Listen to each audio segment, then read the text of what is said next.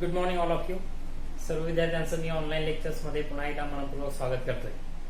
आपण इयत्ता 10वीच्या इतिहासाचं 7वं चॅप्टर पाहत होतो. याच्यावरचं एक लेक्चर आपण अटेंड केलेलं आहे, खेळ आणि इतिहासाचं. बरोबर. आता आपण खेळ आणि इतिहास याचं सेकंड लेक्चर पाहूया आणि होता होईपर्यंत या लेक्चरला हा चॅप्टर पूर्ण करण्याचा प्रयत्न आपला असेल. ओके. चला, आपण काही खेळांची पार्श्वभूमी आपण पाहिलेली होती, खेळाच्या इतिहासासंबंधीची, किंवा काही खेळाच्या संस्था असतील, कोल्हापूरची, वडोदऱ्याची, अमरावतीची, पुण्याची वगैरे त्या संस्थांकडे आपण फोकस केलेलं होतं. त्यानंतर आपण काही प्राचीन साहित्यामध्ये असलेल्या खेळाच्या नोंदी पाहिल्या. आता ऑलिम्पिक जी स्पर्धा आहे त्याची बीज ग्रीकमध्ये कशा प्रकारची रुजलेली आहेत, खेळांचं आपल्या आयुष्यामध्ये कशा प्रकारचं महत्व आहे त्याच्यामध्ये पण आपण चर्चा केलेली होती. की काटक शरीर असेल, बळकट शरीर असेल, किंवा चिकाटी वृत्ती असेल, एक धाडस असेल, युद्धी प्रवृत्ती असेल, या गोष्टी माणसांमध्ये निर्माण होतात. एक साहस निर्माण होतं, एक सांघिक प्रवृत्ती निर्माण होते, सहकार्याची भावना माणसामध्ये निर्माण होत असते. बरोबर. ह्या गोष्टी माणसात निर्माण होत असतात. नेतृत्व गुण विकसित होत असतात माणसाचे. बरोबर. ह्या ज्या गोष्टी येतात त्या सगळ्या गोष्टी म्हणून पाहिल्या त्या माणसाच्या विकसित होत असतात. बरोबर. तर हे आपल्याला प्रस्तुत चॅप्टर मध्ये पाहायचं आहे. पुढचा त्याच्या पाठ त्याच्यानंतर खेळाचे आपण प्रकार जे आहेत ते खेळांचे प्रकार आपण पाहिले होते. त्यात बैठे खेळ आणि मैदानी खेळ दोन्ही पाहिले होते. पुन्हा मैदानी खेळांमध्ये काही देशी खेळ आणि काही विदेशी खेळ या दोघांचीही चर्चा आपण केलेली होती मित्रांनो. बरोबर. आता आपण थोडंसं पुढे सरकतो. खेळांच्या काही स्पर्धा आहेत, त्या खेळांच्या स्पर्धांकडे आपण आपल्याला बऱ्याचशा खेळांच्या स्पर्धा त्या खेळांच्या स्पर्धा आहेत, त्या बऱ्याचशा खेळांच्या स्पर्धांची आपण माहिती घेणार. मित्रांनो, आपल्याला माहित आहे खेळांचं सध्याच्या काळात जगातलं महत्व हे दिवसेंदिवस वाढत चाललेलं आपल्याला माहित. बरोबर. एक मनोरंजनासाठी तर आहेच आहे, शारीरिक व्यायामासाठी तर खेळ आहेच आहे, सोबत एक चांगल्या प्रकारची करिअरची संधी सुद्धा खेळांमध्ये निर्माण झालेली दिसून येते. आपल्याला माहित आहे की वेगवेगळे जे खेळाडू आहेत जे आंतरराष्ट्रीय लेवलला खेळतायत किंवा राष्ट्रीय लेवलला खेळतायत, खूप मोठा चांगली एक करिअरची संधी त्यांना उपलब्ध झालेली आपल्याला दिसून येते. बरोबर. त्यांचं उत्पन्नाचं साधन खेळ बनलेला आपल्याला पाहायला मिळतं. म्हणून खेळाचं महत्व अलीकडच्या काळात खूप वाढलेलं पाहायला मिळतं. बरोबर. हा जो खेळ आहे खेळांच्या काही स्पर्धा पण असलेल्या पाहायला मिळतात. बरोबर. जो खेळ आहे त्या खेळांच्या तुम्हाला जसं की इकडे दिलेल्या आहेत, खेळांच्या काही स्पर्धांच्या बाबतीमध्ये तुम्हाला दिलेल्या आहेत. बरोबर. तर त्या खेळांना आंतरराष्ट्रीय स्तरावर आता तशी मान्यता मिळाली स्पर्धांच्या बाबतीत. म्हणून आपल्याला काही ऑलिम्पिक स्पर्धा असतील, जसं की आशियाई स्पर्धा असतील, ब्रिटिश राष्ट्रकुल स्पर्धा असतील. बरोबर. त्याच्याशिवाय समजा नेहरू चषक असतील, किंवा आपल्याकडे महाराष्ट्रामध्ये होणारी केसरी आहे. बरोबर. हे कुस्तीचा आपल्याला प्रकार एक पाहायला मिळतो, एक स्पर्धा मोठी. बरोबर. महाराष्ट्र केसरी नावाची हे मोठी स्पर्धा झालेली आपल्याला पाहायला मिळते होते दरवर्षी महाराष्ट्रामध्ये. तर या अशा प्रकारच्या अनेक स्पर्धा होताना आपल्याला पाहायला मिळतात. बरोबर. त्याच्याशिवाय ऑलिम्पिक आहेत, किंवा दिव्यांगांचं ऑलिम्पिक आहे, किंवा क्रिकेटचं विश्वचषक आहे, तसं वन डेचं विश्वचषक असेल, किंवा 2020चं आहे, हॉकीच्या अनेक स्पर्धा होताना आपल्याला पाहायला मिळतात. राष्ट्रकुल आहेत, एशियाड किंवा आशियाई आपण म्हणतोय, अशा प्रकारच्या अनेक स्पर्धा आपल्याला या झालेल्या पाहायला मिळतात. प्लस ह्या ज्या स्पर्धा आहेत त्या तुमच्या शाळेपासून सुरू झालेल्या पाहायला मिळतात. अगदी त्या स्थानिक लेवलला असतील, शहराच्या लेवलला असतील, त्या विभाग स्तरावर म्हणजे प्रादेशिक असतील, त्याच्यानंतर राज्य स्तरावर असतील, राष्ट्र स्तरावर राष्ट्रीय स्तरावरच्या स्पर्धा असतील, आणि त्याच्यानंतर मग आंतरराष्ट्रीय स्तरावरच्या स्पर्धा असतील. बरोबर. ह्या ज्या वेगवेगळ्या स्वरूपाच्या स्पर्धा आपल्याला झालेल्या आढळून येतात. बरोबर. तर ह्या ज्या स्पर्धा आहेत ना मित्रांनो, या स्पर्धांची पार्श्वभूमी ही तुमच्या शाळेतून सुरुवात झाली पाहायला मिळते. कारण अगोदरच्या सुरुवातीला स्पर्धा असतात फक्त तुमच्या शाळेत होत असतात, नंतर आंतरशालेय, नंतर मग प्रादेशिक असतील, विभागीय असतील, त्याच्यानंतर तालुका असेल, डिस्ट्रिक्ट असेल, मग विभागीय असेल, मग राज्य, राष्ट्रीय आणि आंतरराष्ट्रीय, हे अशा प्रकारे क्रीडांचं स्पर्धा ह्या वाढत गेलेल्या आपल्याला पाहायला मिळतात. बरोबर. आणि स्पर्धा खूप महत्वाची आहे. जोपर्यंत क्रीडामध्ये तुम्हाला विकास करायचा आहे तोपर्यंत स्पर्धा टिकून राहणं खूप गरजेचं. आणि स्पर्धा असली की आपोआप खेळांमध्ये विकास व्हायला लागत असतो, खेळाचा तसा विकास होत असतो. म्हणून स्पर्धा खेळामध्ये असणं हे गरजेचं आहे. किंबहुना तेवढ्या आत्मीयतेने तो खेळ खेळला जाऊ शकत असतो. म्हणून आणि प्लस अलीकडे आपल्या देशाचं नाव हे उंचावर नेणे किंवा त्या व्यक्तीचं नाव मान सन्मानाने घेणं किंवा नावाचा प्रचार प्रसार करणं, देशाचा मान सन्मान उंचावणं, ध्वज दुसऱ्या देशामध्ये फडकावणं याच्यासाठी सुद्धा क्रीडा स्पर्धा ह्या खूप महत्वपूर्ण मानल्या जात आहे, बरोबर. म्हणून अलीकडच्या कालखंडामध्ये क्रीडा स्पर्धांचं हे महत्व वाढत गेलेलं पाहायला मिळतं. ओके, नेक्स्ट पॉइंट आहे मित्रांनो, याच्यामध्ये तुम्हाला माहित आहे का मध्ये दिलेला आहे मेजर ध्यानचंद हा हे व्यक्तिमत्व तुम्हाला दिलेलं आहे. तुम्हाला माहित असेल, तुम्ही ऐकलेलं असेल, मेजर ध्यानचंद, ज्यांना आपण हॉकीचे जादूगर असं म्हणतो. मेजर ध्यानचंद यांना 29 ऑगस्ट हा जो दिवस आहे, हा 29 ऑगस्ट दिवस राष्ट्रीय क्रीडा दिन म्हणून ओळखला जातो. मेजर ध्यानचंद यांचा जन्मदिवस आहे 29 ऑगस्ट, तो राष्ट्रीय क्रीडा दिवस म्हणून मानला जातो. आणि त्यांना पद्मभूषण हा पुरस्कार सुद्धा क्रीडा क्षेत्रातून त्यांना एक महत्वपूर्ण, त्यांनी क्रीडा क्षेत्रामध्ये केलेली जी कामगिरी आहे ते पाहून त्यांना भारत सरकारने पद्मभूषण पुरस्काराने त्यांना सन्मानित करण्यात आलेलं आहे. तर त्यांना हॉकीचे जादूगार पण असं आपण म्हणतो, कारण त्यांनी 1936 मध्ये ज्या स्पर्धा झालेल्या होत्या मित्रांनो, त्या 1936च्या स्पर्धांमध्ये 1936 ला ज्या स्पर्धा झाल्या होत्या बर्लिनमध्ये, म्हणजे जर्मनीची राजधानी बर्लिन, त्याच्यामध्ये भारताला हॉकीमध्ये सुवर्ण पदक मिळवून देण्याचं काम केलं होतं. त्याच्यानंतर 1928 आणि 1932 मध्ये सुद्धा भारतीय संघाच्या बाजूने ते खेळले होते. 1928 त्यानंतर 1932 या काळी सुद्धा भारताला सुवर्ण पदक मिळवून देताना ते, म्हणजे 1928, 1932, 1936 ला या खेळाडू म्हणून किंवा त्यांनी नेतृत्व सुद्धा भारताच्या हॉकी संघाचं केलं पाहायला मिळतं आणि भारताला अशी सुवर्ण पदकं त्यांनी मिळवून दिलेली आपल्याला पाहायला मिळतात. त्यानंतर 1956 हा त्यांना पद्मभूषण पुरस्काराने त्यांना सन्मानित केलेलं पाहायला मिळतं मेजर ध्यानचंद यांना, बरोबर.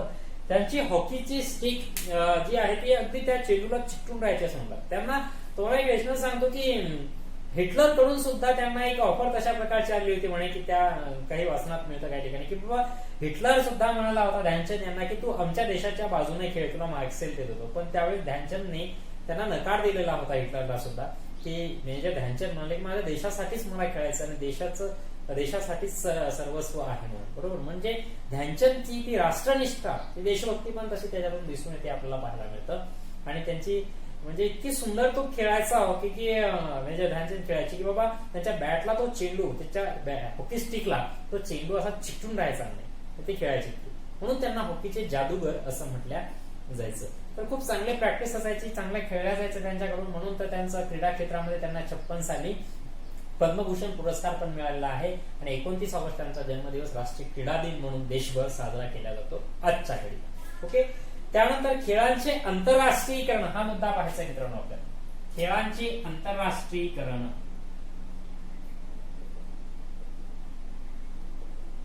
बघा खेळांचं आंतरराष्ट्रीयकरण म्हणजे नेमकं काय. जसं आपण काही जागतिकीकरण वगैरे मुद्दे पाहिलेले आहेत, तशा प्रकारचा हा आंतरराष्ट्रीयकरणाचा मुद्दा आहे मित्रांनो. आंतरराष्ट्रीयकरण हे त्याच अनुषंगाचं ठरतं असं आपण म्हणू शकतो. जागतिक लेवलला खेळ जाऊन पोहोचवणे, ज्याला आपण खेळाचा आंतरराष्ट्रीय, जगाची अर्थव्यवस्था एकत्र आणणे खेळांमुळे, ज्याला आपण आंतरराष्ट्रीयकरण असं आपण म्हणतो. अलीकडे आपल्याला माहित आहे की जगभर खेळांच्या स्पर्धांना मान्यता मिळालेली आहे, बरोबर. जगभर खेळांच्या अनेक आंतरराष्ट्रीय स्पर्धा होताना पाहायला मिळतात. हॉकी असेल, क्रिकेट असेल, फुटबॉल असेल, व्हॉलीबॉल असेल, ऑलिम्पिक स्पर्धा येतात, राष्ट्रकुल स्पर्धा येतात, एशियाड स्पर्धा असल्या आपल्याला पाहायला मिळतात. या अनेक स्पर्धा ज्या येतात त्या आंतरराष्ट्रीय लेवल पर्यंत खेळलेल्या आपल्याला पाहायला मिळतात, बरोबर.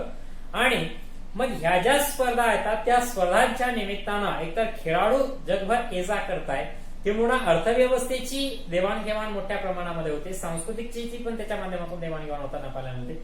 म्हणून तर खेळांचे आंतरराष्ट्रीयकरण असं आपण म्हणतो, बरोबर. अर्थव्यवस्थेमध्ये तर खूप भर पडते आपल्याला.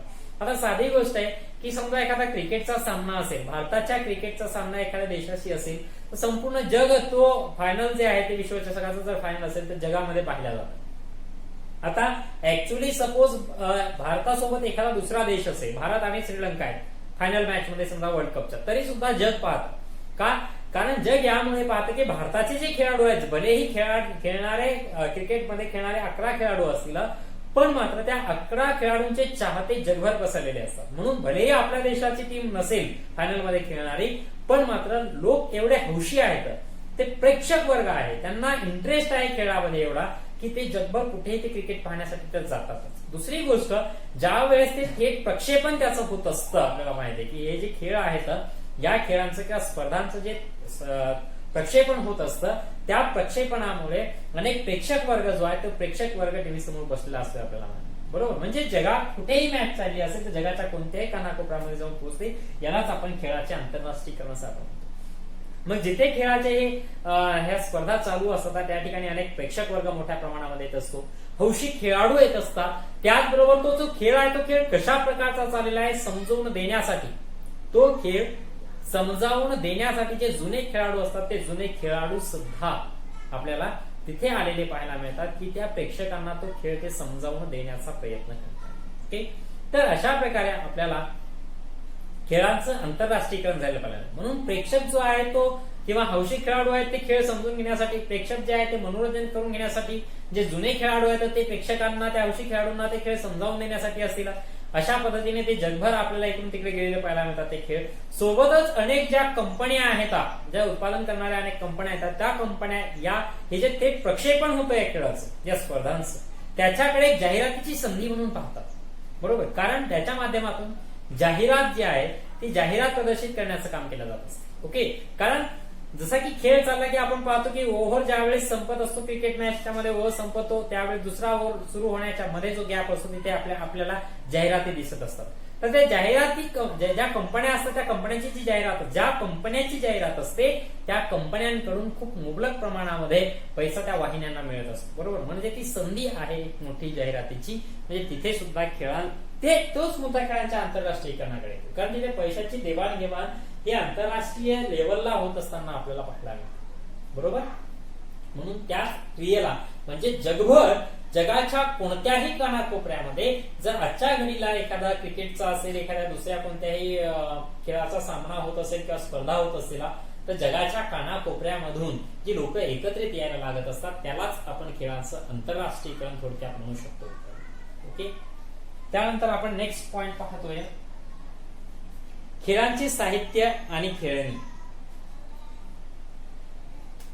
खेळांचे साहित्य आणि खेळणी.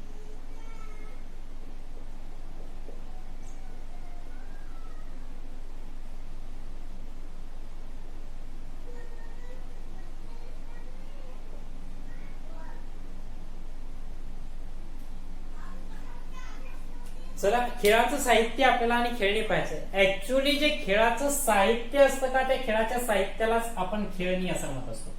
त्या खेळाच्या साहित्यालाच आपण खेळणी असं म्हणतोय. टॉईज ज्याला सोप्या भाषेमध्ये. अहो बॅट नाही खेळणंच आहे पण ते खेळाचं साहित्य पण आहे ना सोबत. खेळणंच आहे पण ते खेळाचं साहित्य पण असलेलं पाहायला मिळतं. जसं तुम्हाला सांगितलेलं आहे की लहान मुलांच्या करमणुकीसाठी किंबहुना मनोरंजनासाठी किंबहुना शिक्षणासाठी ज्या वस्तू उपयोगात आणल्या जातात त्याला आपण खेळाचं साहित्य किंबहुना त्याला आपण खेळणी असं म्हणतो. जी रंगीबेरंगी असतात, वेगवेगळ्या आकाराची असतात, वेगवेगळ्या प्रकारची असतात ती आपल्याला पाहायला मिळतं, बरोबर. प्राचीन स्थळांची जी काही उत्खननं झालेली आहेत तर त्या प्राचीन स्थळांच्या उत्खननामध्ये सुद्धा आपल्याला काही खेळणी सापडलेल्या पाहायला मिळतात. अलीकडे एक चित्रपट येऊन गेला मित्रांनो, मोहेंजोदारो हा चित्रपट येऊन गेलेला आहे ऋतिक रोशनचा. त्या मोहेंजोदारो चित्रपटांमध्ये पण तुम्हाला सिंधू संस्कृतीचा एक दर्शन घडवलेलं पाहायला मिळतं, ज्याच्यामध्ये तुम्हाला एक चिमणी आहे ती चिमणी फुंकताना दाखवण्याचा प्रयत्न केला, बरोबर. आता ती चिमणी आहे तिच्या शिट्टीकडून फुंकलं, बरोबर, किती आवाज येते. तुम्हाला माहित असेल अलीकडच्या यात्रांमध्ये पण तशा चिमण्यांच्या शिट्ट्या यायला लागल्या. म्हणजे त्या हडप्पा संस्कृतीतल्या चिमणीच्या शिट्टीसारखी चिमणी आजही आपण वापरात आणतो. फक्त आज तिला पेप्सी सारखं वर कापड आहे ते फुटलं कापड वर सरकतं आणि सोडून दिलं की ते खाली गुंडाळत येतं, बरोबर ना. हे असा प्रकार अलीकडे म्हणजे त्या चिमणीच्या पाठीवरती लावलेलं दिसून येतं. म्हणजे सेम ती तेव्हा फक्त मातीची होती, अलीकडे प्लास्टिकची बनवलेली आहे. म्हणून जी काही अशा प्रकारची उत्खननं असेल, हडप्पा संस्कृती असेल किंवा इतर ज्या काही संस्कृती आहेत त्या संस्कृतीमध्ये जी काही उत्खननं झालेली आहेत, बरोबर, त्या उत्खननांमध्ये अनेक मातीपासून हाताने बनवलेली किंवा चाकावर बनवलेली खूप सारी जी खेळणी आहेत ती खेळणी आपल्याला उपलब्ध झाली आहेत. किंबहुना त्या उत्खननामधून त्या संशोधनामधून ती आपल्याला सापडलेली पाहायला मिळतात. म्हणून प्राचीन कालखंडामध्ये सुद्धा खेळाचं साहित्य किंबहुना खेळणी होत्या हे आपल्याला पाहायला मिळतं, बरोबर. अहो साधी गोष्ट आहे, द्यूत असेल, सोंगट्या असतील, बुद्धिबळ असेल, हे खेळ आपल्याला माहित आहे की पार रामायण महाभारतापासून ती खेळत आलेली आपल्याला दिसून येतात. बरोबर, म्हणजे फार प्राचीन कालखंडापासून या खेळांना महत्व होतं किंवा खेळांचं साहित्य असेल, साधने असेल, ती आजही उपलब्ध होताना आपल्याला पाहायला मिळतात. बरोबर, पण याच खेळाच्या साहित्याला, खेळाच्या वस्तूंनाच आपण खेळणी असं म्हणतो. ती वेगवेगळ्या आकाराची असतात, वेगवेगळ्या रंगांची असतात, ती पाहतो आपण. लहान मुलांच्या ती करमणुकीसाठी असतात किंवा त्यांच्या मनोरंजनासाठी असतात, किंबहुना त्यांच्या शिक्षणासाठी पण असू शकतातही. बरोबर, कारण त्याच्यातून काहीतरी शिकत असतात हे आपल्याला माहित आहे. ओके, साधी गोष्ट अलीकडे समजा बैलगाडी असेल, ग्रामीण भागातली मुलं बैलगाडी खेळत आहे. बरोबर, पण ती मोठ्या गोष्टीची ती छोटी प्रतिकृती असते आपल्याला पाहायला. अलीकडे जेसीबी हा लहान मुलांच्या खेळण्याचा खूप आवडता प्रकार झाला आपल्याला पाहायला मिळतो. बरोबर, अलीकडे म्हणजे जेसीबी एक यंत्र आहे ना. बरोबर, पण म्हणजे लहान मुलांचं म्हणून ते आवडतं झालं पाहिजे. म्हणजे खेळणं सुद्धा हे समाजावर प्रकाश टाकणारं पण असतं. ते पाहायचंच आपल्याला नेक्स्ट पॉईंट मध्ये. ओके, तर इकडे तुला आपण एक प्राचीन साहित्यामध्ये आपल्याला मत्स्यकटिक बघा, एक मत्स्यकटिक तुम्हाला दिलेला आहे. अशा प्रकारचं उदाहरण दिलेलं आहे मत्स्यकटिक. शूद्रक या कवीचं मत्स्यकटक हे आपल्याला साहित्य पाहायला मिळतं. शूद्रकाचे मत्स्यकटिक, शूद्रकाचे मत्स्यकटिका. मत्स्यकटिक म्हणजे मातीची गाडी असा त्याचा अर्थ होतो मित्रांनो, याने लिहिलेला आहे. ओके, तर याचं वर्णन आपल्याला याच्यामध्ये खेळाच्याच साहित्याचं वर्णन आलेलं पाहायला. म्हणजे मत्स्यकटिक हा जो ग्रंथ आहे शूद्रकाने लिखित, या ग्रंथामध्ये जास्तीत जास्त खेळाचं साहित्याचा किंवा खेळण्यांचा खूप सारा उल्लेख आपल्याला त्याच्यामध्ये आलेला पाहायला मिळतो. बरोबर, म्हणून समकालीन खेळ कसा होता किंवा समकालीन खेळाचा इतिहास काय आहे त्याच्यावर आपण आजच्या कंडिशन मध्ये प्रकाश टाकू शकतो या शूद्रकाच्या मत्स्यकटिक या ग्रंथाच्या आधारे. त्याच्याशिवाय प्राचीन काळातला आपला उन्हाळ्याचा एक कथा सरित सागर हा ग्रंथ देतो. कथा सरित सागर हा ग्रंथ दिसून येतोय. तर हा जो ग्रंथ आहे कथा सरित सागर, या कथा सरित सागर मध्ये सुद्धा अनेक प्रकारच्या खेळण्यांचं वर्णन आलेले दिसून येतात. ज्याच्यामध्ये काही बाहुल्या असल्या आपल्याला पाहायला मिळतात. ज्या बाहुल्या ज्या येतात त्या बाहुल्या आपल्याला वेगवेगळ्या प्रकारचा आवाज करताना, उंच उंच उड्या मारताना आपल्याला पाहायला मिळत आहे. बरोबर, किंवा नाचताना वगैरे नाचताय त्या बाहुल्या, त्या उड्या मारताय, वेगवेगळ्या प्रकारचे आवाज करताय. अशा प्रकारचं वर्णन त्या कथा सरित सागर या ग्रंथामध्ये खेळण्यांचं आलेलं आपल्याला पाहायला मिळतं. बरोबर, म्हणजे मत्स्यकटिक, कथा सरित सागर अशा प्रकारची जी साहित्य आहेत, जसं की आपण महाकाव्यांमध्ये पाहिले दिवस बुद्धिबळ अशा प्रकारच्या खेळाची वर्णन आली. तशा प्रकार आता मत्स्यकटिक तर सहज खेळांच्या साहित्यांवर जास्तीत जास्त माहिती सांगणार दिसते. बरोबर, कथा सरित सागर म्हणून सुद्धा त्या बाहुल्यांची वर्णन आलेली पाहायला मिळतात. त्याला ठकी नावाचा एक प्रकार आहे मित्रांनो, बाहुलीचा प्रकार आहे ठकी. तर ठकी नावाचा जो प्रकार आहे बाहुल्यांचा, तो महाराष्ट्रामध्ये असलेला पाहायला मिळतो आपल्याला. ओके, म्हणजे बाहुलीचा प्रकार आहे. महाराष्ट्रामध्ये त्या बाहुलीला ठकी बाहुली असं म्हटलं जायचं. बरोबर, आता साधी गोष्ट आहे, महाराष्ट्रात ठकी म्हणत असेल तशा प्रकारचे अनेक प्रदेशामध्ये वेगवेगळ्या प्रकारच्या बाहुल्या असतील, त्यांना पण वेगवेगळ्या प्रकारची नावं असणार आहेत आपल्याला. म्हणून हे वेगवेगळ्या प्रकारची खेळणी वेगवेगळ्या प्रदेशामध्ये वेगवेगळ्या कालखंडामध्ये ही वापरल्या जात होती. हे आपल्याला त्या प्रत्यक्ष उत्खननातून किंवा संशोधनातून मिळालेल्या वस्तू असतील खेळण्याच्या, त्याच्या आधारे मिळू शकते माहिती. किंबहुना जे काही अशा प्रकारचे साहित्य असतील त्या साहित्यातून आपल्याला वाचनातून काही माहिती मिळू शकते. म्हणून दोन्ही प्रकार आहेत आपल्याला ते माहिती मिळवण्यासाठी हे सांगताय. आता खेळणी आणि इतिहास, त्या खेळण्याच्या आधारे नेक्स्ट पॉइंट कडे जातोय मित्रांनो आपण. खेळणी आणि इतिहास म्हणजे खेळण्यांच्या माध्यमातून इतिहास कशा प्रकारचा उलगडला जाऊ शकतो किंवा खेळणी आणि इतिहासाचा संबंध काय आहे हे या पॉइंट मधून सांगण्याचा प्रयत्न केलेला आहे. खेळणी आणि इतिहासाच्या माध्यमातून खेळणी ही इतिहासाला कसा उजाळा देऊ शकते हे थोडक्यात सांगायचं. म्हणजे भूतकाळात ज्या घडून गेलेल्या घटना आहेत, साहजिकच आता तुम्हाला जस्ट मी एक उदाहरण दिलं होतं की अलीकडच्या कालखंडात लहान मुलांचे जेसीबी फार लोकप्रिय खेळणं झालेलं पाहायला मिळतं. बरोबर, म्हणजे समाजामध्ये आपण पाहतो सध्या नवीन टेक्नॉलॉजी एक आहे, एक ते तसं यंत्र आहे, साधन आहे जेसीबी नावाचं मोठं, त्याची छोटीशी प्रतिकृती बनवलेली आपल्याला. बरोबर, म्हणजे बघा लक्षात घ्या, समाजात सध्या काय आहे याला अनुसरूनच खेळणी बनवल्या जातात. छोट्या छोट्या सायकली मिळतात मुलांना खेळण्याच्या. जसा भातुकलीचा खेळ असेल त्याच्यामध्ये गॅस सिलेंडर पण मिळतं, शेगडी सिलेंडर असेल गॅस, बरोबर, हे पण मिळतं. छोटीशी बैलगाडी पण मिळते, छोटीशी सायकल पण मिळते, मोटार कारी ट्रक वगैरे मिळतात. आता बघा ना, समाजामध्ये ही जी सगळी साधने आहेत का, या सगळ्या साधनांच्या प्रतिकृती, मोठ्या प्रतिकृती आता माणूस तो वापरात आणतोय. म्हणजे माणूस ज्या वस्तू वापरात आणतोय, पाठीमागे डुप्लिकेट मोबाईलच आलेले होते, ते 2-3च बेल वाजवायचे आपल्याला माहिती, म्हणजे ते खेळणंच होतं लहान मुलं. म्हणजे बघा लक्षात घ्या मित्रांनो, साधी गोष्ट आहे की समाजामध्ये सध्या मोठ्या प्रतिकृती कोणत्या असतात किंवा काही साधने जी असतात, सध्या मानवी व्यवहारासाठी माणसाच्या व्यावहारिक उपयोगासाठी जी साधने असतात त्या साधनांच्या छोट्या प्रतिकृती बनवलेल्या असतात ज्या लहान मुलांची खेळणी म्हणून असतात. म्हणजे लक्षात घ्या, कोणत्याही समाजात ज्या काही गोष्टी असतात त्या गोष्टींचा प्रभाव साहित्यावर पडत असतो, तसाच खेळण्यावर पण पडत असतो मित्र, बरोबर. म्हणून बघा की भूतकाळात ज्या काही घटना घडलेल्या असतात त्या घटनांचा प्रभाव देखील खेळण्यांवर पण पडलेला असणार आहे. म्हणून लक्षात घ्या, जर आपल्याला भूतकाळाला उजाळा द्यायचा असेल किंवा इतिहासाला उजाळा दिला असेल तर खेळणी पण मदत करू शकतात. जसं आपण पाहतो की अलीकडे दिवाळी उत्सव असतो आणि दिवाळीला आपण किल्ले बनवत असतो, बरोबर. दिवाळी या उत्सवामध्ये किल्ले बनवल्या जातात, बरोबर. मातीचे किल्ले आपण बनवतो.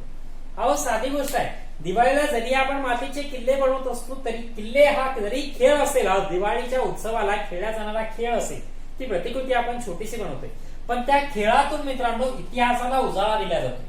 कारण मराठा कालीन छत्रपती शिवाजी महाराजांनी जी किल्ले बांधवलेले होते, बरोबर, त्या किल्ल्यांची ती प्रतिकृती आहे आपल्याला दिसून येते, बरोबर.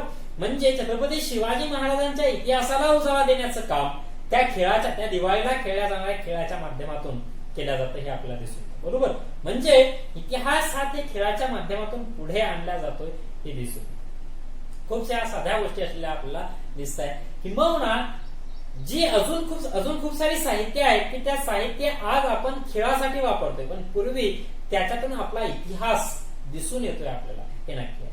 किंबहुना इटली आहे, इटलीमध्ये पॉम्पेई या शहराचं, इटलीमधील पॉम्पेई नावाचं जे शहर आहे त्या पॉम्पेई शहराचं जे उत्खनन झालेलं आहे, त्या पॉम्पेई शहराच्या उत्खननामध्ये जी काही हस्तिदंती बाहुली सापडलेली आहे, ती हस्तिदंती बाहुली ही अलीकडच्या संशोधनानुसार इसवी सन 1ल्या शतकातील ती असावी, अशा प्रकारे एक संशोधकांचं म्हणणं आहे. इसवी सनाच्या 1ल्या शतकातली असावी.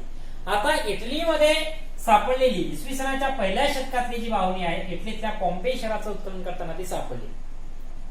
ही हस्तिदंती बाहुली पॉम्पेईची आणि भारतातल्या काही बाहुल्या यांच्यामध्ये बरंचसं साम्य आपल्याला दिसून येतं. आता याच्यावरून इतिहासाला कसा उजाळा मिळतो मित्रांनो, की माणूस जो आहे, साहजिकच माणूस हा त्या कालखंडामध्ये कशा प्रकारच्या कृती करत होता हे दिसून येतं. म्हणजे ही जी बाहुली आहे ती भारताच्या बाहुलीशी जर साम्य सांगते, याचा अर्थ भारत आणि रोम यांच्यामध्ये इसवी सनाच्या 1ल्या शतकामध्ये काहीतरी देवाणघेवाण होते, त्यांचे काहीतरी संबंध होते, किंबहुना त्यांच्यामध्ये व्यापारी देवाणघेवाण होत असावी, आचार विचारांची देवाणघेवाण होत असावी. म्हणून तर भारतातील बाहुली आणि पॉम्पेई मध्ये इटलीतील बाहुली यांच्यामध्ये साम्यता असलेली पाहायला मिळते. म्हणून आजच्या त्या बाहुलीचं जे आपल्याला अवशेष सापडतात त्याच्यावरून भारत आणि रोम यांच्यामध्ये समकाळामध्ये काही संबंध होते याचं स्पष्टीकरण आपल्याला देता येऊ शकतं, बरोबर. म्हणून साहजिकच आहे की खेळाचं जे साहित्य असतं त्या त्याला आपण खेळणी असं म्हणतो, ज्याच्या आधारे आपण इतिहासाचं अवलोकन पूर्वीच्या करू शकतो हे निश्चितच आहे, बरोबर. म्हणून जरीही आजचा एखादा जरी खेळ असला तरी त्या खेळाच्या आधी आपल्याला पाठीमागे जाता येतं, किंवा तो खेळाचा इतिहास आहे तो खेळाचा इतिहास अभ्यास आहे. म्हणून खेळणी ह्या इतिहासाला उजळणा देणारी असतात हे आपल्याला पाहायला मिळतं, बरोबर. म्हणून खेळणी आणि इतिहास यांचा खूप जवळचा संबंध आहे हे आपल्याला सांगता येतं. ओके, नेक्स्ट पॉइंट कडे आपण जाऊया. खेळ आणि संबंधित साहित्य व चित्रपट. खेळ व संबंधित साहित्य आणि संबंधित चित्रपट. बघा, खेळाशी संबंधित साहित्य पण तयार होतं आणि खेळाशी संबंधित अनेक चित्रपट सुद्धा तयार होताना आपल्याला दिसतात. खेळ जे आहेत मित्रांनो एक मनोरंजनाचं साधन आहे आपल्याला माहिती, बरोबर. एक शारीरिक व्यायामाची कृती आहे आपल्याला माहिती. पण अलीकडच्या कालखंडामध्ये खेळाचं महत्व समाजातलं खूप वाढत चाललंय. त्याच्यातून खेळाडूंना एक करिअरची संधी सुद्धा, आपल्या भविष्याचा एक मोका सुद्धा त्यांना मिळतोय. म्हणून खेळाचं महत्व वाढत चाललंय. शारीरिक तर आहेच आहे, पण करिअरच्या दृष्टिकोनातून पण आहे हे आपल्याला पाहायला लागलं. म्हणून अलीकडच्या कालखंडामध्ये आपल्याला खेळावर खूप मोठं साहित्य लिहिलं गेलेलं पाहायला मिळतं, बरोबर. पूर्वी तर एक साप्ताहिक एक नियतकालिक असलेलं आपल्याला पाहायला मिळतं. षटकाळ नावाचं एक नियतकालिक होतं. षटकाळ नावाचं एक नियतकालिक जे पूर्णपणे खेळालाच वाहून दिलेलं होते आपल्याला पाहायला मिळतं. बरोबर. अलीकडे आपल्याला माहित आहे की मल्लखांबाचा इतिहास सांगणारं सुद्धा साहित्य तयार झालेलं आहे किंवा व्यायामावर सुद्धा पूर्वी एक कोश लिहिला गेलेला होता. अलीकडे तर अनेक पुस्तकं असतील, अनेक नियतकालिकं असतील, अनेक ग्रंथ असतील किंवा अनेक मॅगझिन वगैरे आहेत, ती खेळावर लिहिल्या जात आहे. म्हणजे खेळाशी संबंधित खूप सारं साहित्य अलीकडच्या कालखंडामध्ये लिहिल्या गेलं पाहायला मिळतं. बरोबर. किंवा खेळाची माहिती वृत्तपत्रांमधून येते नेहमी, किंवा अनेक खेळाडूंची माहिती येते. खेळाडूंचे अनेक चरित्र असतील आपल्याला माहित आहे. बरोबर. काहींची आत्मचरित्र असतील किंवा खेळाच्या संबंधित एखादा पुस्तक असेल किंवा खेळांची नियमावली सांगणारं एखादं पुस्तक असेल. बरोबर. अशा प्रकारचं खूप सारं साहित्य अलीकडच्या कालखंडात तयार होताना पाहायला मिळतं. इंग्रजी माध्यमातून तर इंग्रजी भाषेतून तर खूप मोठं साहित्य खेळाशी संबंधित तयार झालेलं आपल्याला आजही पाहायला. ओके. सोबतच खेळाशी संबंधित काही चित्रपट असलेले आपल्याला पाहायला मिळतात. बरोबर. जसं आपल्याला माहित आहे की पहिल्या कुस्तीगीर महिला आपल्याला फोगट भगिनी या पाहायला मिळतात. बरोबर. ज्यांच्यावर अलीकडे एक दंगल नावाचा चित्रपट येऊन गेलेला आहे आपल्याला माहिती. बरोबर. म्हणजे दंगल हा चित्रपट आहे, पण कुस्तीपटू ह्या ज्या दोन महिला आहेत त्यांचं चरित्र वर्णन करणारा तो, त्यांचं अवलोकन करून देणारा तो चित्रपट आहे. म्हणजे कुस्ती या खेळाशी तो संबंधित असलेला चित्रपट आपल्याला पाहायला मिळतो. बरोबर. किंवा एक सुलतान सलमान खानचा चित्रपट आलेला आपल्याला पाहायला मिळतो काही दिवसांपूर्वी. बरोबर. ज्याच्यामधून सुद्धा तो एक कशा प्रकारचा रेसलर होता हे आपल्याला दिसून येतं, त्याची माहिती सांगतो. किंवा त्याच्याच मागे पुढे आपल्याला एक भाग मिल्खा भाग नावाचा चित्रपट आलेला आपल्याला पाहायला मिळतो. ज्याच्यामध्ये मिल्खा सिंग हा एक रनर कशा प्रकारचा होता. बरोबर. धावपटू कशा प्रकारचा होता, त्याने भारताला कशी मेडल्स मिळवून दिली आहेत, भारताचं नावलौकिक देश विदेशांमध्ये केलेला आहे, त्याची माहिती सांगणारा तो चित्रपट आलेला आपल्याला पाहायला मिळतो. तर ही अशा प्रकारची बरीचशी चित्रपट आहेत. ती खूप सारे चित्रपट आपल्याला खेळाशी संबंधित. किंवा मेरी कोम तुम्हाला माहित असेल, मेरी कोम मुष्टियोद्धा जे आहे. बरोबर.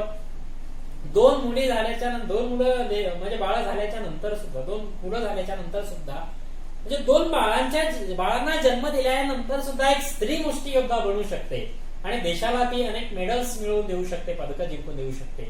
ही खरंच किमी आहे. तर तिचा सांगणारा एक प्रियंका चोप्रावर आलेला, प्रियंका चोप्राने त्यांची भूमिका केली होती यांची मेरी कोमची, तो मेरी कोम चित्रपट आपल्याला सांगता येईल. तर अशा प्रकारचे अनेक जे चित्रपट आहेत ते चित्रपट सुद्धा आज या खेळांशी संबंधित किंवा त्या खेळाडूंशी संबंधित तयार झालेले आपल्याला पाहायला मिळत आहे. बरोबर. आणि त्याला तशा प्रकारचा वावही मिळताना आपल्याला पाहायला मिळतो. म्हणून अशा प्रकारचे खेळ त्या खेळाशी संबंधित हिंदी भाषेतून असेल किंवा इंग्रजी भाषेतून, दोन्ही भाषेतून अशा प्रकारची चित्रपट तयार झालेले आपल्याला दिसून येतात. मग चित्रपट ज्यावेळेस आपण बनवत असतो, तो चित्रपट बनवत असताना साहजिकच ती भाषा असेल. आता दंगल चित्रपट पहा. बरोबर. तिथे त्यांची भाषा ही वेगळीच असलेली थोडीशी, कारण ते हरियाणा वगैरे म्हणजे उत्तर भारताकडचा प्रदेश आहे. बरोबर. तिकडची भाषा थोडीशी वेगळी आहे. मेरी कोम चित्रपट ती तिकडची ईशान्येकडच्या राज्याची थोडीशी भाषा वेगळी आहे. म्हणजे हे आहे सगळं. बरोबर. म्हणजे ती भाषा त्याच्यातून उतरत असते. त्या लोकांचा पेहराव असेल, त्यांचं राहणीमान असेल, त्यांचं जीवन असेल, त्यांचं खानपान असेल, तिथलचं समाज जीवन असेल, त्यांच्या परंपरा असतील, या सगळ्या गोष्टी त्याच्यातून उतरत असतात मित्रांनो. म्हणजे तुम्हाला मी म्हटलेलं होतं इकडेच की खेळ आणि इतिहास. बरोबर. खेळाच्या माध्यमातून इतिहास उलगडतोय हे सहज आहे. बरोबर. हे सिद्ध होते त्याच्यातून. बरोबर. म्हणून मित्रांनो की बाबा खेळ जो असतो तो इतिहासाला उजाळा देणारा असतो. म्हणून चित्रपट जर खेळावर बनत असेल तर त्या चित्रपटामध्ये प्रत्यक्ष समकालीन समाजाचं किंवा तत्कालीन समाजाचं जीवन दर्शन आपल्याला दिसलं पाहिजे, हा हेतू तिथे डिरेक्टरचा, त्या दिग्दर्शकाचा असतो आपल्याला पाहायला मिळतो. म्हणून डायरेक्टर त्या प्रत्येक गोष्टीवर, त्या लोकांची भाषा कशी होती, त्यांची ट्युनिंग कशी आहे, त्यांचा पेहराव, त्यांचं राहणीमान, त्यांची खानपान, त्यांच्या परंपरा वगैरे अशा प्रकारच्या सगळ्या गोष्टी असतील, त्या प्रत्येक गोष्टीचं वर्णन त्या चित्रपटामध्ये करताना केलेलं आपल्याला पाहायला मिळतात. अनेक वर्तमानपत्रांमधून सुद्धा त्या चित्रपटांसंबंधीचं अवलोकन करतात किंवा खेळाविषयीचं लेखनही केलेलं आपल्याला पाहायला. बरोबर. म्हणून अशा प्रकारचं खेळाशी संबंधित बरंचसं साहित्य लिहिलं गेलंय आणि लिहिलं जातंय अलीकडे, हे आपल्याला माहित आहे. सोबतच अनेक चित्रपट तयार झालेत आणि अनेक चित्रपट तयार होतही आहे, हे सुद्धा आपल्याला पाहायला मिळतं. ओके. नेक्स्ट पॉइंट आपण पाहतोय मित्रांनो, खेळ आणि व्यावसायिक संधी आहे हे आपल्याला पाहायला मिळतं.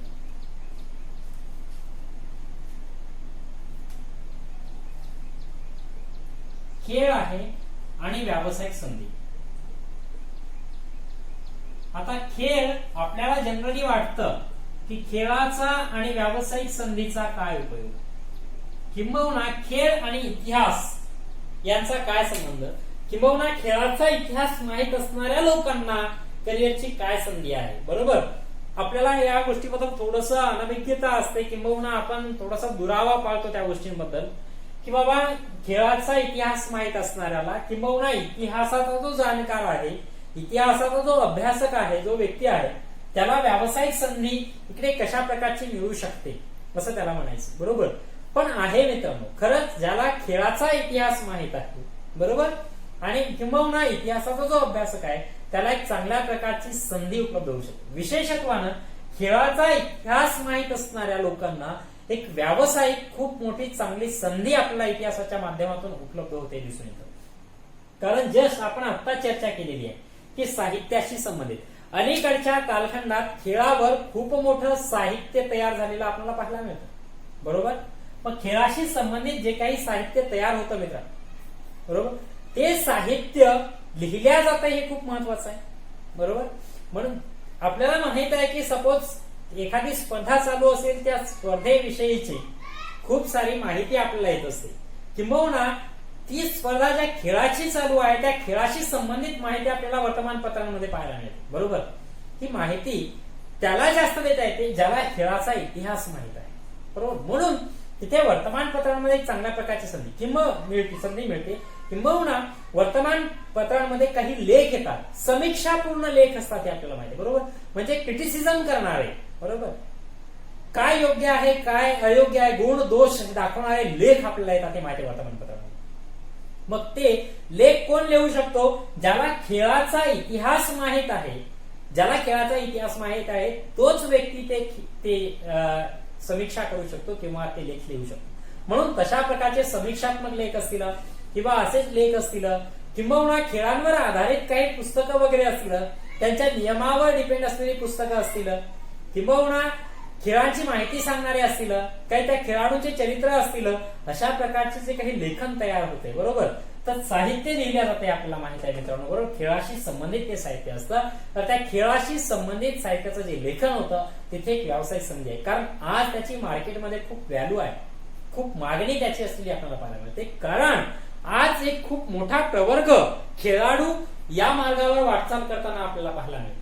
म्हणून जे खेळाडू असतात त्या खेळाडूंना ही पुस्तकं आवडणारी असतात, म्हणून साहित्य जे लिहिल्या जाते त्याच्यावर, बरोबर, तर ते लेखनाची एक संधी चांगल्या प्रकारची उपलब्ध होऊ शकते आपल्याला. बरोबर, त्याचा दुसरा मुद्दा आहे मित्रांनो, तर ते आहेच आहे, त्याच्याशिवाय तज्ञ जे लोक असतात त्यातली त्यांचे निवेदन देणं. बरोबर, एक निवेदन देणं. आता लेखन पाहिलं आपण तशा प्रकारचं निवेदन, किंबहुना आपण एक साधी गोष्ट आहे कॉमेंटेटरी असं म्हणू शकतो, संचलन असं म्हणू शकतो. बरोबर, करणारे लोक. आता साहजिकच आहे, एखादा सामना चालू आहे, सपोज क्रिकेटचा सामना चालू आहे, मी क्रिकेटवर जास्त बोलतोय याच्यासाठी की तुमचा आवडता तो खेळ आहे, किंवा जवळपास सध्या भारतातला हॉकी आणि क्रिकेट हे लोकप्रिय खेळ असलेले आपल्याला पाहायला मिळतात, म्हणून तिकडे मी जास्त बोलतो. निवेदन म्हणजे कॉमेंटेटरी देणं, बरोबर, त्या संचलन करणं, इथे सुद्धा एक चांगली व्यावसायिक संधी आहे. पण ज्याला त्या खेळाचा इतिहास माहित आहे त्याच व्यक्तीला ते निवेदन देण्याची संधी उपलब्ध होऊ शकते आपल्याला माहिती. बरोबर, म्हणून खेळाचा इतिहास माहित असणाऱ्या लोकांना निवेदनाची संधी उपलब्ध होऊ शकते. खेळाचा इतिहासातला जो तज्ञ व्यक्ती आहे त्या व्यक्तीला निवेदनाची संधी मिळते.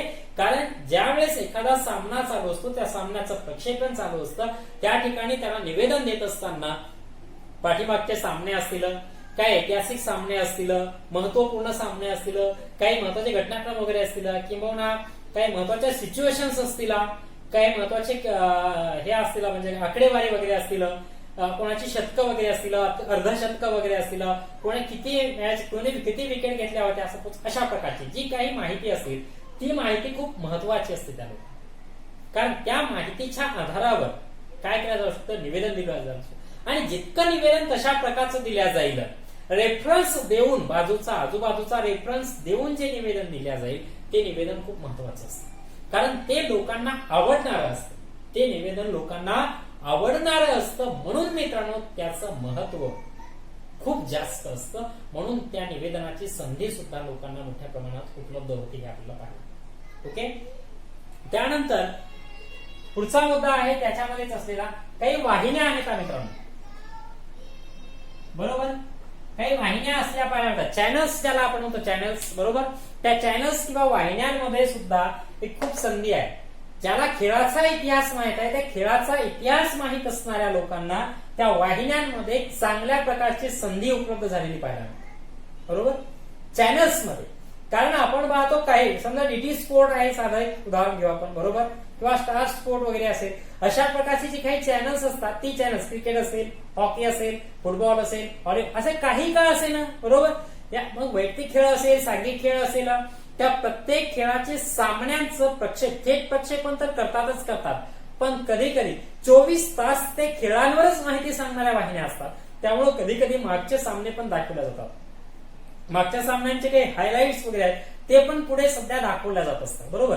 तर हे जे होतं मित्रांनो, याचं ज्यांच्याकडे संकलन आहे त्याच लोकांना तिथे संधी मिळेल ना त्या वाहिन्यांमध्ये काम करण्याची, त्या चॅनल्स मध्ये काम करण्याची, बरोबर. कारण मला सांगा, मला जर खेळाविषयी माहितच नसेल काही, तर मी अशा प्रकारचं कुठून जमा करून ठेवू शकणार आहे, कुठून संकलन करून ठेवू शकणार आहे, बरोबर. मला माहितच नाही ना खेळासंबंधी. मला जर खेळासंबंधी माहित असेल तर मी खेळाचं खूप सारं साहित्य जमा करून ठेवू शकतो, बरोबर. त्याचं संकलन करू शकतो आणि ते संकलन मला त्या वाहिन्यांना पुरवण्यास मदत होऊ शकते. कारण वाहिनी ते चॅनल जर 24 तास चालवायचंय, 24 तास खेळांचीच माहिती द्यायची आहे, तर खूप मोठा साठा त्या लोकांना लागत असेल आणि तो साठा तेच लोक जमवू शकतात, तेच संकलन त्याचं करू शकतात ज्यांना खेळाचा इतिहास चांगल्या प्रकारचा माहित असतो. म्हणून खेळाचा इतिहास चांगल्या प्रकारे माहित असणाऱ्या लोकांना इथे एक चांगल्या प्रकारची संधी, व्यावसायिक संधी इथे उपलब्ध होते, हे आपल्याला सांगता येतं. ओके. त्याच्याशिवाय अंपायर म्हणतो आपण, अंपायर पंच, बरोबर. हा एक खूप महत्वाची भूमिका बजावणारा असतो, आपल्याला माहिती आहे, बरोबर. आता सपोज एक पाठीमागचं एक्झाम्पल हरिहरन तुम्हाला माहित असेल, या व्यक्तीने खूप खूप दीर्घकाळ पंचपणा केलेला पाहायला मिळतो. अंपायरिंग केलेली, रेफरी ज्याला आपण म्हणतो, खूप महत्वाचा घटक असतो खेळातला, आपल्याला माहिती आहे. क्रिकेटमध्ये हरिहरनचं नाव विशेषतः, बरोबर. तुम्हाला माहित असेल क्रिकेटमध्ये तर खूप महत्वाची भूमिका आहे. ज्या वेळेस एखादा जो बॉलर आहे तो बॉलर बॉलिंग करतो आणि बॅट्समन ज्यावेळी बॅटिंग करत असतो, त्याच्या बॅटला कट लागून गेलेली आहे काय, बाजूने एवढा प्रेक्षकांचा भन्नाट आवाज असतो, मग ती कट लागून गेलेली आहे की काय, लागून गेले आहे बॅटला की नाही गेले, म्हणजे किती बारीक नजर त्या व्यक्तीची लागत असते, बरोबर. म्हणून पंच इथे एक चांगली त्याच लोकांना संधी मिळते ना ज्यांना खूप मोठा एक्सपिरियन्स आहे, किंवा खेळाचं खूप मोठं नॉलेज त्यांना आहे, बरोबर. त्यांची नजर तशा प्रकारची आहे, त्यांना नियम चांगल्या प्रकारचे माहित आहेत सगळे आंतरराष्ट्रीय लेवलचे, त्या लोकांना पंचपणा करण्याची खूप मोठ्या मानणाऱ्यावर एक संधी मिळत असते, बरोबर. आणि तो घटक पंच याला खूप मान आहे, खूप सन्मान आहे, कारण त्यानं दिलेल्या निर्णयानुसार सगळा मॅच चालत असतो. म्हणून तो एक महत्वाचा घटक आहे त्या खेळातला, तो रेफरी, तो अंपायर, तो पंच. म्हणून त्याची खूप महत्वाची भूमिका असते आणि म्हणून आपण पाहतो ज्याला खेळाचा इतिहास माहिती आहे त्याला ते पंचपणा करण्याची खूप मोठी संधी असलेली आपल्याला, बरोबर. म्हणून समाजामध्ये आज खेळाचं जे वर्चस्व दिवसेंदिवस वाढत चाललेलं आहे, खेळाची जी महती वाढत चाललेली आपल्याला पाहायला मिळते, कारण त्यातून एक व्यावसायिक संधी तर आहेच आहे, बरोबर. आणि प्रोत्साहनही सध्याच्या कालखंडामध्ये प्रत्येक शासनाकडून दिल्या जात आहे खेळासंबंधी. का? यामुळे दिल्या जात आहे की त्यातून देशाचं नाव जगभर पोहोचतंय. पण दुसरी महत्वाची गोष्ट अशी आहे की खेळाडू पण त्यात इंटरेस्ट घेत आहेत, कारण एक करिअरची संधी पण त्यातून मिळते. आणि मग जे खेळाडू आहेत ते खेळाडू देश विदेशामध्ये आपल्या देशाचं नाव मोठं करताय, त्यामुळे त्या खेळाडूंना एक चांगल्या प्रकारच्या काही स्कॉलरशिप असेल, फेलोशिप वगैरे असेल, किंवा त्यांना काही रिझर्वेशन असेल, त्यांना स्पेशली जागा असतील, नोकऱ्यांमध्ये संधी असतील, इतर संस्थांमध्ये तशा प्रकारच्या काही जागा वगैरे असतील, बरोबर. या प्रकारच्या गोष्टी शासनाकडून आज केल्या जात आहे, म्हणजे खेळाला दिलेलं हे उत्तेजन आहे किंवा हे प्रोत्साहन आहे असं आपल्याला सांगतो. ओके. तर मित्रांनो, जनरली आपल्याला ह्या गोष्टी सांगता येतील. एक एडिशनल मध्ये तुम्हाला बाळ पंडित एक समालोचक, मराठी समालोचक आहेत हे तुम्हाला सांगितलेलं आहे. क्रिकेट सामन्यांचं मराठीमधून समालोचन करणारे बाळ पंडित नावाचे जे व्यक्ती आहेत हे मराठी समालोचक, जे क्रिकेटचं रेडिओवरून म्हणजे आकाशवाणीवरून सुद्धा समालोचन करायचे.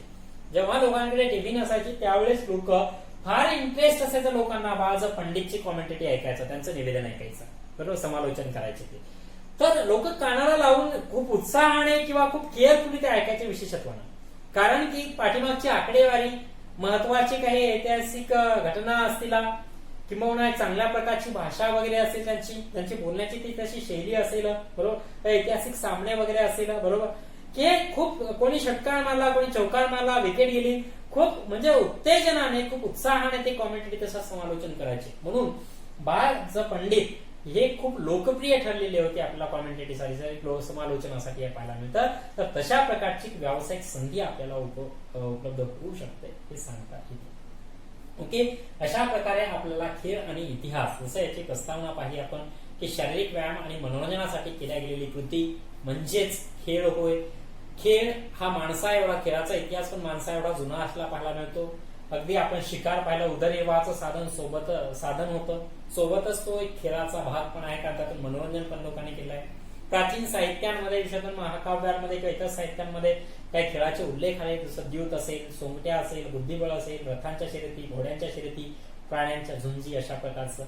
किंवा काही संस्था पाहिल्यात आपण, पुणे, अमरावती, कोल्हापूर, वडोदरा यासारख्या ठिकाणच्या आपण काही संस्था पण पाहिल्या होत्या. शिवाय ऑलिम्पिक स्पर्धांची निर्मिती ही ग्रीक मधून झालेली आहे, आपल्याला माहित आहे, बरोबर, ते तिथं दिलेलं आहे आपल्याला एडिशनल मध्ये. खेळांचं महत्व आपल्या आयुष्यात कशा प्रकारचं आहे, एक चिंता, निराशा दूर करणे, उत्साह निर्माण करणे, नवचैतन्य निर्माण करणे खेळामुळे, इंटरेस्ट येतो ना खेळामुळे, बरोबर नाही.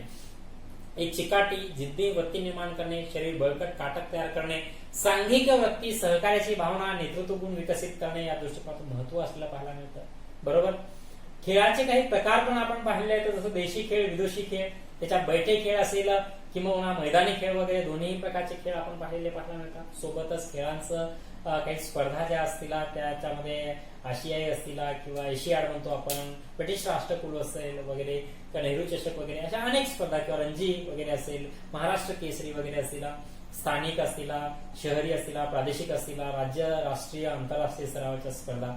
खेळांचं आंतरराष्ट्रीयकरण, कारण प्रेक्षक तिथलचा कंपन्या जाहिरात म्हणून पाहत असतात, प्रेक्षकांना इंटरेस्ट होतो, हौशी खेळाडू असतील किंवा जुने खेळाडू वगैरे असतील, हे सगळं त्याच्यातून अर्थव्यवस्थेची पण उलाढाल होताना आपल्याला पाहायला मिळते. त्या सगळ्या गोष्टी आपण पाहिल्या आहेत. त्या खेळांचं आंतरराष्ट्रीयकरण वगैरे आपण म्हणतोय. किंवा खेळांचं साहित्य आणि खेळणी, म्हणजे खेळांच्या ज्या वस्तू असतात रंगीबेरंगी, शिक्षण, मनोरंजन, खेळणे याच्यासाठी मुलांच्या, बरोबर. क्षुद्रकाचं मच्छकटिका एक्झाम्पल आपण पाहिलेलं आहे. कथा सरित सागर एक्झाम्पल आपण पाहायला मिळतं. खेळणी आणि इतिहास, खेळाच्या माध्यमातून इतिहासाला कशा प्रकारचा उजाळा दिला जाऊ शकतो याचंही वर्णन पाहिलंय. जसं दिवाळीला आपण किल्ले बनवतो, किंवा पॉम्पेई शहरामध्ये सापडले, इटलीतील पॉम्पेई शहरात सापडलेली हस्तिदंती बाहुली असेल, हे त्याचं एक्झाम्पल आपण पाहिलेलं आहे. शिवाय आपल्याला ह्या खेळणी संबंधित साहित्य आणि चित्रपट असेल, षटकार जसं पाहिलं, व्यायामावरचा कोश वगैरे असतील, त्या मल्लखांबावरचं साहित्य अलीकडे लिहिलं जात आहे, हे आपल्याला माहित आहे. किंवा काही जसं दंगल चित्रपट असेल, मेरी कोम वगैरे असेल, भाग मिल्खा भाग असेल, अशा प्रकारचे चित्रपट बनवताना खेळाची माहिती असणं गरजेचं आहे. आणि खेळ व व्यावसायिक संधी, मग तसं लेखनामध्ये एक व्यावसायिक संधी असलेली पाहायला मिळते, खेळावरचं साहित्य लेखन करण्यात, किंवा त्याचबरोबर निवेदन देण्यासाठी वगैरे तशा प्रकारची चांगल्या प्रकारची संधी मिळते. वाहिन्यांमध्ये, चॅनल्समध्ये काम करण्याची संधी मिळू शकते, पंच किंवा रेफरी वगैरे, तिथे पण चांगल्या प्रकारची, आणि खेळाडू म्हणून सुद्धा एक चांगल्या प्रकारची संधी मिळू शकते. ओके, तर अशा प्रकारे आपल्याला खेळ आणि इतिहास या चॅप्टर विषयी थोडक्यात माहिती सांगता येते. सोपा चॅप्टर आहे, चांगल्या प्रकारचा तुम्ही अभ्यास करायचा आहे. समजण्यासाठी असं काही कन्सेप्शियल बेस नाही, थोडंसं पॉईंट वाईज लक्षात घ्यायचं, पॉईंट्स काढून डोळ्यासमोर ठेवायचे आणि त्याला रिवाइज करायचं चॅप्टरला. मग पॉईंट्स वाचले की आपोआप सगळं तुमच्या लक्षात येतं, कारण वर्णनात्मक चॅप्टर आहे, असं काही कन्सेप्शियल नाही. ओके, थांबूया आपण. धन्यवाद.